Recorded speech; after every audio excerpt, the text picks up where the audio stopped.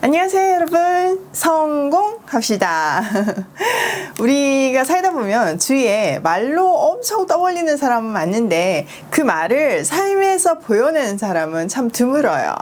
누군가에게 저 사람은 말과 행동이 항상 같아, 이런 신뢰가 든다면 그 사람은 참 귀한 사람이고 잘 살고 있다고 칭찬해 줄 수 있을 것 같아요. 예수님은요, 당신이 하나님의 아들이라고 계속 말씀하셨어요. 지금도 사실 나는 하나님의 아들이야, 하나님이야 이런 사람 많잖아요. 근데 문제는 그 사람 말은 그렇게 하는데 행동은 아니죠.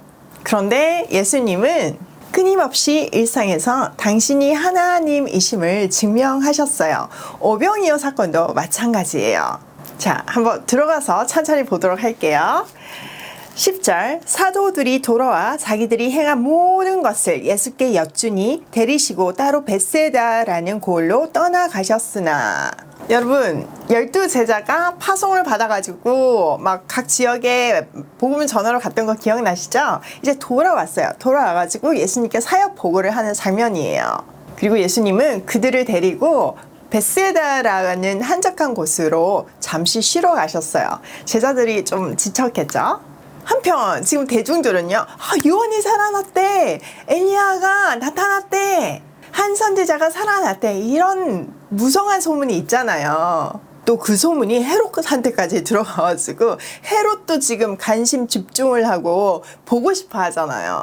그래서 예수님은 헤롯 안티파스의 영향력이 미치지 않는 벳세다로 가셔서 불필요한 마찰을 피하고 또 쉬실 생각이셨어요.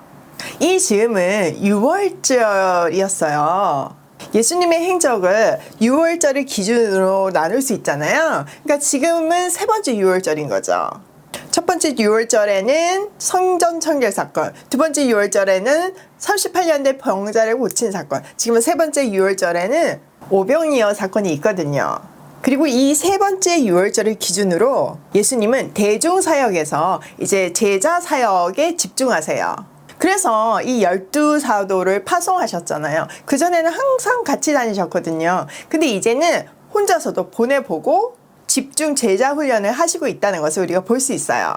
그럴 수밖에 없는 것이 지금 한 1년 남짓 지나면 예수님은 십자가에서 돌아가시거든요. 그러면 이 제자들이 교회 시대를 열어가야 돼요. 그러면 훈련할 수밖에 없는 거죠. 리더십이 튼튼히 세워지면 그 다음에는 건강하게 복음이 전해질 수 있잖아요.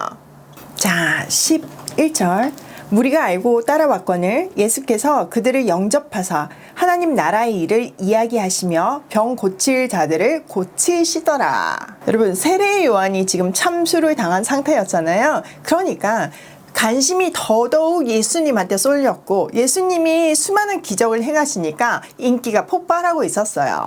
그러니까 예수님이 지금 어딘가를 배를 타고 이동을 하시니까 막 동네 사람들이 예수님 따라가자 이러면서 지금 그 배를 보면서 호숫가를 따라서 가고 있는 상황인 거예요. 사람들이 막 몰려서 떼거지로 가니까 지나가는 마을마다 사람들이 더 붙었겠죠. 그러니까 장정만 5천 명이 된 거예요.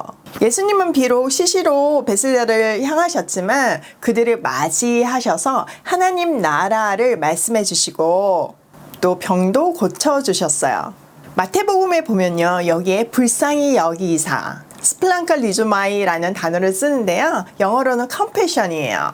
이 단어는요, 구약에서는 하나님이 이스라엘을 향한 연민으로, 신약에서는 예수님이 사람들에 대한 감정으로 표현되는 단어예요. 즉 하나님의 모든 역사의 시작은 사랑 때문이었다는 것을 볼 수 있죠. 우리는 그 긍휼, 불쌍히 여기심을 붙들어야지만 살 수 있는 존재들이에요. 자, 12절, 날이 저물어 가매 12사도가 나와서 여짜오되 무리를 보내어 두루 마을과 촌으로 가서 유하여 먹을 것을 얻게 하소서. 우리가 있는 여기는 빈들이니이다. 자, 날이 저물기 시작했어요. 이스라엘의 문화에서는 날이 저문다는 것은 새날이 시작된다는 의미라고 배웠죠? 하나님의 새날, 새로운 역사가 시작되는 거죠. 벳세다는 사람들이 살지 않은 빈들이었기 때문에 12제자는요, 현실적인 걱정을 했어요. 지금 장정만 5천 명이니까 뭐 여자, 아이들 다 합치면요 거의 뭐 어떤 학자는 약 2만 명의 사람들이 모였다고 얘기를 하거든요. 근데 지금은 어둑어둑해지고 먹을 것은 없으니까 이 제자들은 걱정이 됐던 거죠. 그래서 예수님한테 아주 실질적인 제안을 해요. 이제 빨리 무리를 보내가지고 해산시켜가지고 마을에 가서 먹을 것도 먹게 하고 잠자리도 찾게 하라는 거죠. 이 제자들은 예수님의 수많은 기적을 받고 또 풍랑이 있는 것을 멈추게 하는 것을 보면서 이분이 누구신가 막 이러면서 경외했잖아요.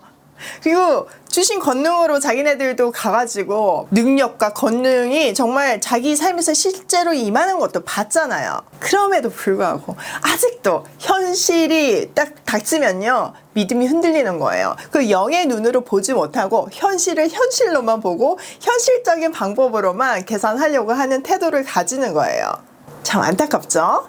자, 13절 예수께서 이르시되 너희가 먹을 것을 주라 하시니 여짜오되 우리가 떡 5개와 물고기 2마리밖에 없으니 이 모든 사람을 위하여 먹을 것을 사지 아니하고서는 할 수 없사옵나이다 하니. 그런데요 예수님은요 뜻밖에도요 너희가 먹을 것을 줘라 이렇게 말씀하셨어요. 현실적인 제자들 입장에서는 이게 도대체 이해가 안 되는 거죠. 그래서 아주 이거는 불가능한 일이라는 것을 말해주기 위해서 우리한테 지금 있는 게 빵 5개와 물고기 2마리밖에 없습니다. 이렇게 얘기하는 거예요. 이거는 이만큼 있습니다 의미 아니고요. 이것밖에 없는데 이거 갖고 어떻게 먹여요? 절대 불가능해요. 이런 의미예요. 뭐 상식적으로 생각해봐도 물고기 2마리하고 빵 5개로 약 2만 명의 사람을 먹인다는 거는 사실 있을 수 없는 일이잖아요. 자, 14절 이는 남자가 한 5,000명 되밀어라 제자들에게 이르시되 때를 씌어 한 50명씩 앉히라 하시니. 자, 예수님은요 제자들에게 사람들을 50명씩 때를 지어서 앉게 만들었어요. 자, 이 장면 뭘 떠올리나요? 네, 맞아요. 광야의 이스라엘 백성들을 떠올리죠. 자, 그 다음 볼게요. 제자들이 이렇게 하여 다 앉힌 후 예수께서 떡 5개와 물고기 2마리를 가지사 하늘을 우러러 축사하시고 떼어 제자들에게 주어 무리에게 나누어 주게 하시니 먹고 다 배불렀더라. 그 남은 조각을 12바구니에 거두니라. 제자들은요 예수님의 말씀대로 했고요. 예수님은요 그 불가능한 증거로 제시한 물고기 2마리와 떡 5개로 5,000명을 먹이셨어요. 손을 들고 하늘을 우러러 쳐다보시고 그것을 축복하신 뒤에 떼어서 제자들에게 나누어 주라고 말씀하셨어요. 제자들은요 배불리 먹었고요. 남은 부스러기만 다 모았는데도 세상에나 12강줄이나 되었어요. 예수님께서 빈들에서 풍족히 먹인 사건은요 하나님께서 광야에서 이스라엘 백성을 만나러 먹이신 장면을 연상시켜요. 그리고 12강수리는 12지파를 떠올리고요. 또 하늘을 우러러 쳐다보시고 축복하신 후에 떡을 떼시는 장면은 성찬을 떠올려요. 요한복음 6장에 보면요 유일하게 이 사건을 기록한 후에 이 사건에 대한 해석을 기록하고 있어요. 예수님은요 당신이 생명의 떡이고 살아있는 떡이라고 하셨어요. 내 살은 참된 양식이고 내 피는 참된 음료라 하시잖아요. 그리고 내 피와 살을 먹으면 영생한다고 말씀하세요. 이 살과 피는요 우리가 음식을 먹듯이 먹고 나면 다시 허기지는 그런 양식이 아니고요 마시고 나서 시간이 지나면 갈증이 또 다시 나는 그런 음료도 아니에요. 영원히 허기지지 않고 목마르지 않는 양식이라는 거죠. 결국 복음이 우리의 생명의 양식이라는 말씀을 하시는 거예요. 여러분 지금 예수님께서 내 살과 피를 먹어라 이게 나중에요 크리스찬들이 1세기에 막 엄청 핍박을 받을 때 로마인들이 막 루머를 퍼뜨리는데 그들은 사람의 살과 피를 먹는 식인종이라고 해가지고 핍박을 했대요. 진짜 가지가지로 오해를 하죠. 그러니까 크리스찬의 삶은 또 십자가의 길은 늘 이렇게 오해받는 인생이고 이해받을 수 없는 그런 인생인 것 같아요. 또 이 장면은요 지금 사람들의 질문이 뭐예요? 예수는 누구신가? 세례 요한인가? 엘리야인가? 이렇게 질문하고 있잖아요. 거기에 대한 답이기도 해요. 사실 구약에서도요 엘리야가 보리떡 20개와 자루에 담긴 채소로 100명을 먹인 사건이 있어요. 진짜 있다니까요. 한번 볼까요? 왕하 4장 42절에서 43절. 한 사람이 바알 살리사에서부터 와서 처음 만든 떡, 곧 보리떡 20개와 또 자루에 담은 채소를 하나님의 사람에게 드린지라. 그가 이르되 무리에게 주어 먹게 하라. 그 사안이 이르되 내가 어찌 이것을 100명에게 주겠나이까 하나. 엘리사는 또 이르되 무리에게 주어 먹게 하라. 여호와의 말씀이 그들이 먹고 남으리라 하셨느니라. 아멘. 네, 여기도 있어요. 자, 이 유대인들은요, 이 왕하의 사건, 엘리야의 사건을 기억하고 있을 거예요. 자, 그러면 그 사건을 기억하는 사람들이 지금 이 오병이어 사건을 봤다고 쳐요. 이 오병이어 사건을 봤을 때 어떤 느낌이 들었을까요? 보리떡 20개와 채소 한 바구니로 100명을 먹인 거하고 보리떡 5개와 물고기 2마리로 5,000명을 먹인 거하고 스케일이 비교가 안 되잖아요. 이것을 통해서 예수님은 엘리야보다 훨씬 크신 분이라는 것을 증명해 주고 있는 거예요. 사람들은 항상 계산기에 뚜드리잖아요. 그러니까 그 눈높이에 맞춰가서 설명해 주시는 거죠. 참 이런 대목들을 보면 전 너무 은혜를 받아요. 하나님은 정말 우리 눈높이에 맞춰서 어떻게든 알게 하시려고 하시는 거잖아요. 그 사랑이 정말 절절하게 느껴지는 것 같아요. 또 여기서 주목해야 되는 아주 중요한 사실은요, 그 공급원이 예수님이란 사실이에요. 그 공급하신 게 모자라게 주신 게 아니잖아요. 먹고도 충분히 남을 정도로 주셨잖아요. 주님은 우리에게도 동일한 공급을 해주시는 분이세요. 또 하나 기억해야 되는 것은 그 공급을 예수님께서 직접 이렇게 대중들한테 토스한 게 아니라 제자들을 통해서 전달하게 하시잖아요. 그 제자들은 지금의 교회 공동체이고 우리 같은 천국 시민들이에요. 우리가 매일 아침 생명의 양식을 먹을 때 나만 먹고 멈추는 것이 아니라 이걸 전달해야 되는 거죠. 내 손에 주신 것들을 전달할 때 거기서 멈추거나 고갈되는 것이 아니라 전달한 나도 받는 상대방도 배불리 먹을 수 있고 그 남은 것이 12강줄이나 되는 거예요. 여러분, 제가 마가복음 강의할 때 그런 얘기 했어요. 제가 이렇게 말씀을 전달하는 거, 이게 오병이어 사건 같다고. 제가 아침에 이 생명의 양식을 먹고 그냥 저 혼자 먹고 끝나면 그게 거기서 끝날 거예요. 근데 제가 여러분한테 나눌 때 여러분들이 또 풍성히 먹고 또 그것을 또 나눌 때 또 풍성히 먹고 계속 전달 이렇게 되는 거잖아요. 진짜 오병이어 기적이잖아요. 근데 이것은요, 말씀에 국한된 것이 아니에요. 우리의 물질, 우리의 재능, 우리의 건강, 그 어느 것 하나 주님한테로부터 받지 않은 것이 없어요.